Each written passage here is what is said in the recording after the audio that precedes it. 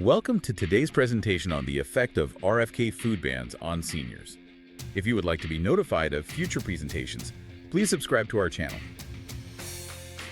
Today, on the deep dive, we're going to look into something that could really change what we see on supermarket shelves, and maybe especially impact older adults. Yeah, we're talking about these potential food bans associated with RFK Jr.'s Make America Healthy Again campaign. Exactly. We've gathered some info, from online breakdowns of the proposals, plus expert views on senior nutrition from, medical journals and government sites. And the idea is to really zero in on which foods and additives might be affected and, what that could actually mean for seniors' diets and health. It's kind of amazing how many common things are potentially on this list, isn't it? Yeah. That Benazati video you mentioned really lays out the focus on synthetic food colorings first. Oh, absolutely. They're everywhere. We're talking about the ones either already banned or set to be phased out soon by the end of 2026. Things like red dye number 3, citrus red number 2, orange B. Yeah, and the more common ones too. Red 40, yellow 5, yellow 6, blue 1, blue 2, green 3. It's quite a list. It sounds technical, but then you see where they're used. Right. It's not obscure stuff. Red 3 and red 40, think Skittles, Lucky Charms. Good favorites, yeah. But also strawberry Pop-Tarts, fruit roll-ups, red Gatorade, Jell-O, even those bright red maraschino cherries. Huh. And yellows. Yellow 5 and 6. Oh, yeah. Cheetos, Doritos, Kraft Mac and Cheese, big ones, Mountain Dew, Fruit Loops, Twinkies, even the flavor packets in instant ramen. Wow, okay. So really common processed foods. What about blues? Blue 1 and blue 2 show up in things like the blue Gatorade Frost, M&M's, Kool-Aid, those icy pops, ring pops. Right, and green. Green 3, surprisingly, in mint gum, lime jello, green popsicles, and, those frosted cookies and cupcakes you see sometimes. Yeah, so it covers a lot of ground just with the colors. And beyond those, there's citrus red #2, apparently used for coloring Florida orange peels. Orange peels, really? Yeah, and orange B, sometimes found in hot dog casings. So things people eat across all ages, really. But it doesn't stop at dyes, does it? The video mentioned other ingredients under review, or maybe next on the list. Correct. That's where that's even broader, like titanium dioxide. Okay, what's the story with that one? It sounds familiar. It's mainly a whitener used in, quite a few things. Skim milk, some chewing gums like Trident, frosted donuts, coffee creamers, even store-bought salad dressings. Okay. And BVO. Brominated vegetable oil. Yeah, BVO, that's been talked about before. Still in some citrus drinks, apparently Mountain Dew, Fanta Citrus, maybe older Gatorades, Citrus Fresca. Right. And potassium bromate. That sounds like something for baking.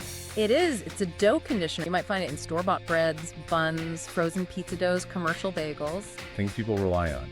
Definitely. Then there's propylene paraben. That's a preservative, right? I think so. Where does that show up?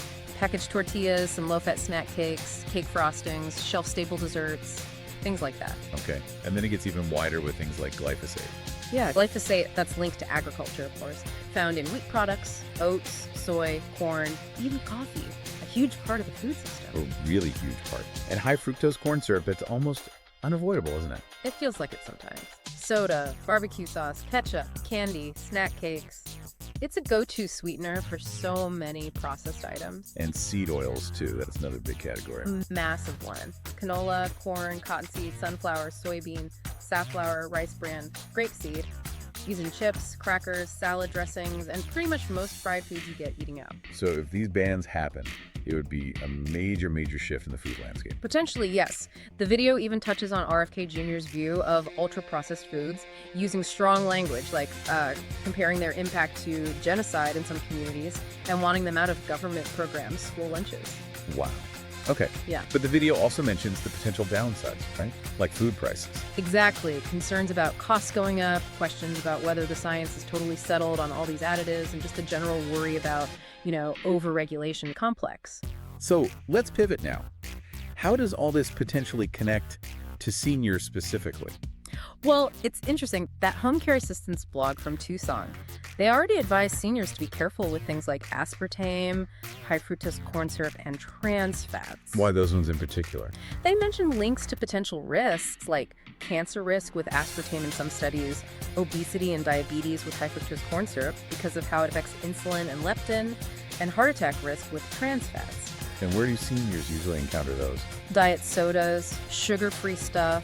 Non-organic foods often have the first two, And trans fats used to be big in margarine and fried foods, though they're less common now. But see, some of these overlap with the RFK Jr. list, especially HFCS. That's a good point. And physiologically, seniors are different, aren't they? Absolutely. That PMC article, Nutrition for Seniors, makes that clear. With age, you often see less bone and muscle mass, more body fat, and a slower metabolism. Meaning their nutritional needs aren't the same as younger adults? Precisely. The article gives guidelines, balancing healthy fats, getting enough complex carbs with fiber, and sufficient protein. A diet heavy in ultra-processed foods, which often contain these targeted additives and oils, might not hit those marks. And it's not just about nutrients, but safety too. Yeah, foodsafety.gov highlights that older adults are actually more vulnerable to foodborne illness. Their immune systems might be weaker, digestion slower, liver and kidneys less efficient, even less stomach acid. So the quality of their food is extra important. Definitely. And that ties into this idea of nutritional frailty from the PubMed study. Nutritional frailty, what's that exactly? It's basically when physical frailty and poor nutrition happen together in older age. The study found that eating more unprocessed or minimally processed foods seems to protect against it. And processed foods. Well, moderate to high intake of processed foods seem to increase the chances of nutritional frailty.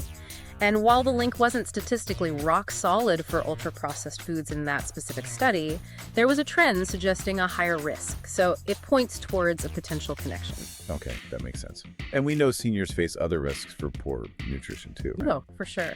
The PMC article lists a bunch, maybe substance abuse, cognitive issues, less exercise, depression, just physical limitations, making shopping or cooking hard. Financial struggles too, I imagine. Yeah. Inadequate funds, limited education or transport, medical problems, side effects from medications, dental issues making it hard to eat, restrictive diet, social isolation. It's a lot of factors. And there are warning signs people should look out for. Yes. Things like sudden appetite loss, not eating much for over a week, losing weight without trying, especially like 10 pounds or more, being less active, mood changes, just seeming really tired. Those can signal a problem. So bringing it back to the potential bans, could removing some of these additives and ultra-processed ingredients actually help reduce some of these nutritional risks for seniors? In theory, yes. If these ingredients are contributing to poor health or nutrient imbalances, then reducing exposure could improve the overall quality of the food supply, which might benefit seniors.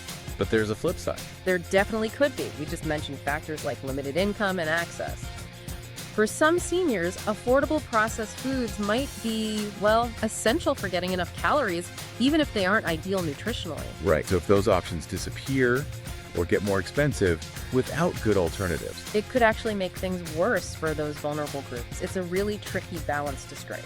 So we've taken a deep dive into how RFK Jr.'s proposed food bans might play out, particularly for seniors, looking at the specific ingredients and the unique nutritional landscape for older adults. Yeah, the information really paints a complex picture, doesn't it? There's this push to get rid of potentially harmful stuff, but also a real need to make sure seniors can still get affordable, adequate food. Which leads to a really important question for you, listening. As we think about these kinds of changes to our food system, how do we best look out for our senior population?